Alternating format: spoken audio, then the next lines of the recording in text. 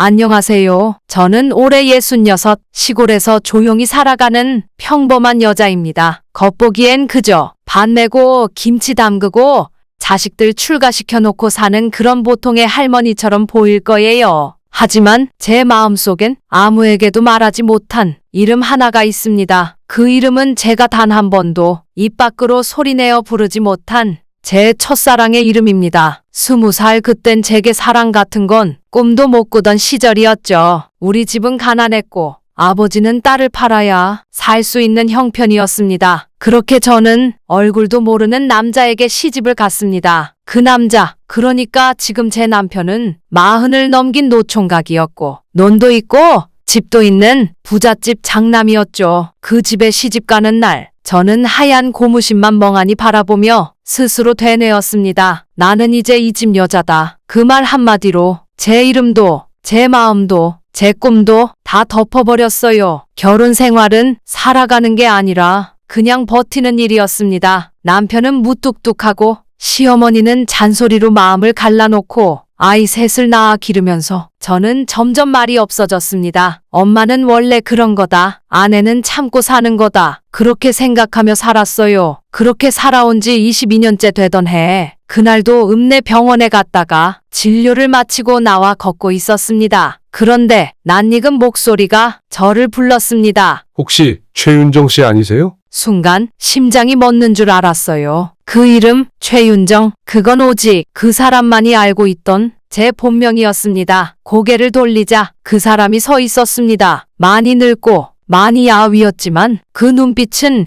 예전 그대로였어요. 그 사람은 제가 18살 때 사랑했던 사람이었습니다. 그와 저는 한 번도 손을 잡아본 적 없고 함께 사진 한 장 찍어본 적도 없었습니다. 하지만 매일 밤 서로에게 편지를 쓰고 예배당 앞 벤치에서 기타 소리를 들으며 눈을 마주 보았죠. 그게 제 인생 처음이자 마지막으로 설레었던 시간이었습니다. 그 사람은 말했습니다. 나 폐암 말기야. 이제 얼마 못 산대. 그런데 이상하게 내 생각이 나더라. 그 말을 듣는 순간 저는 아무 말도 할 수 없었어요. 입에선 소리가 안 나고 눈에서는 눈물만 흘렀습니다. 그 눈물은 후회도 아니고 미련도 아니고 그저 오래 버텨온 마음이 무너지는 소리였습니다. 그날 이후 저는 잠을 잘 수가 없었습니다. 눈을 감으면 그 사람의 눈빛이 떠오르고 귀를 막아도 그 목소리가 마음속에 울렸어요. 윤정아, 나 널 못 잊었어. 남편이 코를 골며 자고 있는 밤이면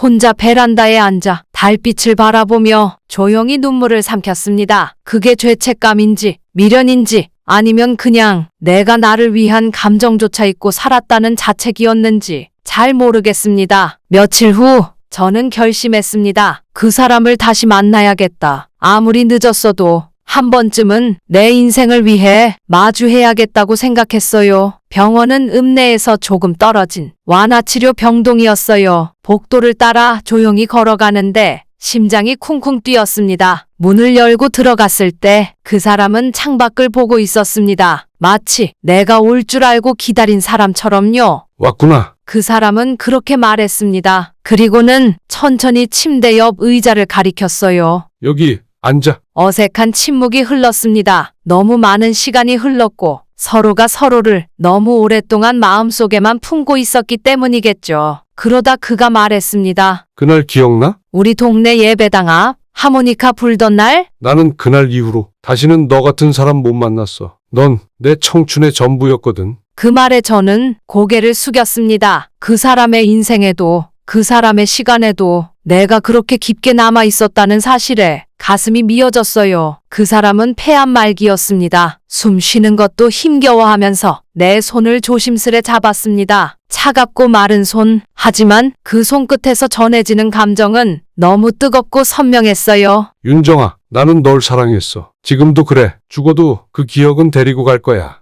저는 아무 말도 하지 못했습니다. 말을 하면 울음이 터질 것 같았거든요. 대신 그 사람의 손을 꼭 잡아주었습니다. 그리고 조용히 고개를 끄덕였어요. 그날 밤 저는 아무 말 없이 집으로 돌아왔습니다. 남편은 술에 취해 거실에 누워 자고 있었고 나는 혼자 주방에 앉아 오래된 반찬통을 정리했습니다. 손은 바쁘게 움직이는데 마음은 병원에 그대로 두고 온 것 같았습니다. 그 사람을 다시 만났다는 사실조차 누구에게 말할 수 없었어요. 아들한테도 딸한테도 심지어 나 자신에게도. 왜냐면 그 감정이 너무 소중해서 함부로 꺼내면 부서질 것 같았거든요. 며칠 뒤 그 사람에게서 편지가 왔습니다. 마지막으로 남긴 글이었어요. 나는 너를 기다렸다. 너를 다시 보고 내 마음을 말하고 싶었어. 널 사랑해서 아팠고, 널 사랑해서 이제는 편하게 떠날 수 있을 것 같다. 그 사람은 편지를 보내고 나서 딱 5일 뒤에 세상을 떠났습니다. 장례식장에 가고 싶었지만 저는 가지 못했어요. 아니, 가지 않을 수밖에 없었습니다. 남편은 그 무렵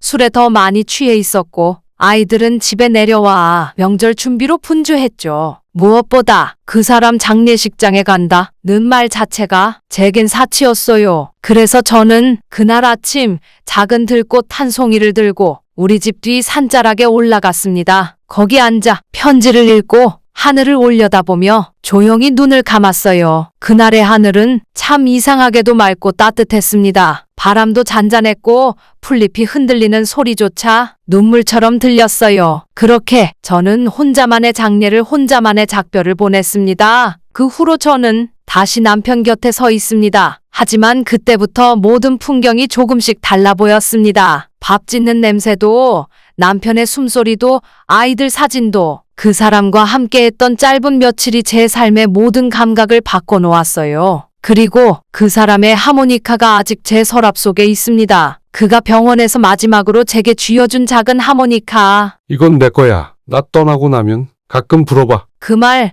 아직도 생생하게 들립니다. 가끔 아이들이 없는 날엔 저 혼자 밭둑에 앉아 하모니카를 불어봅니다. 내가 부는 건 멜로디가 아니라 기억이에요. 남편은 이제 제 이름도 기억 못합니다. 치매가 오고 세상과 단절된 사람처럼 하루하루를 살아갑니다. 그런 남편을 나는 지금도 씻기고 먹이고 옷을 갈아입혀줍니다. 사람들은 말하죠. 당신처럼 참고 사는 여자가 대단하다고. 하지만 저는 알아요. 그게 대단함이 아니라 그저 버티는 법을 익힌 것뿐이라는 걸요. 그 사람을 다시 만났던 그 며칠이 있었기에 지금도 살아갈 수 있습니다. 그 사람은 내게 이렇게 말했어요. 넌 너를 위해 살아도 되는 사람이야. 저는 그 말을 지금도 가슴에 품고 삽니다. 나는 평생 누군가를 위해 살았지만 그 사람과 함께한 기억만큼은 나를 위한 것이었으니까요. 이제 와 돌아보면 나는 내 인생을 참았다는 말로 설명할 수 있을 것 같습니다. 하고 싶은 말도, 살고 싶은 방식도, 느끼고 싶은 감정도 그저 참았습니다. 하지만 그 사람 그단 몇 번의 만남은 그 참음이라는 인생 속에 작은 불꽃 하나를 놓아줬어요. 그리고 그 불꽃 하나가 지금까지 저를 살아있게 했습니다. 아이들은 이제 다 컸고 손자 손녀들도 제법 말이 통합니다. 명절이면 와서 저한테 묻습니다. 할머니는 할아버지 많이 사랑했어요? 그때마다 저는 조용히 웃으며 말합니다. 그럼 많이 사랑했지. 하지만 속으로는 이렇게 속삭입니다. 사랑은 나도 한번 해봤단다. 단 한 번 평생을 견디게 만든 사랑 말이야. 어떤 사람은 사랑은 나누는 것이라 말하지만 저는 사랑은 가슴 속에 묻는 것이라고 생각해요. 왜냐면 그 사람을 가슴에 묻은 이후로 나는 세상 그 어떤 외로움도 이겨낼 수 있었거든요. 지금도 그 사람이 떠난 그날이 오면 저는 혼자 들판에 나가 앉습니다. 하모니카를 꺼내 작은 소리를 내보아요. 들리지 않을 정도로 바람결에 실릴 정도로만 그 사람과 나만 아는 짧은 선율 하나. 그게 제 사랑의 마지막 고백입니다. 남편은 여전히 저를 몰라보고 아이들은 여전히 저를 엄마라 부르고 세상은 그대로 흘러가지만 제 마음 한구석에는 단 한 사람을 위한 이름 하나가 영원히 꺼지지 않고 남아 있습니다. 혹시 그 사람이 다시 태어나 이 세상 어딘가를 걷고 있다면 이번 생엔 제발 제 이름을 마음껏 불러줬으면 좋겠습니다. 그땐 저도 그 사람의 이름을 크게 부를 수 있을 테니까요. 이 이야기는 실제 제보를 바탕으로 재구성한 실화입니다. 이름도 부르지 못했던 사랑하지만 그 사랑 하나로 한 여자는 평생을 살아냈습니다. 우리 모두 행복하고 건강하게 살아가요. 구독과 좋아요는 제작에 큰 힘이 됩니다.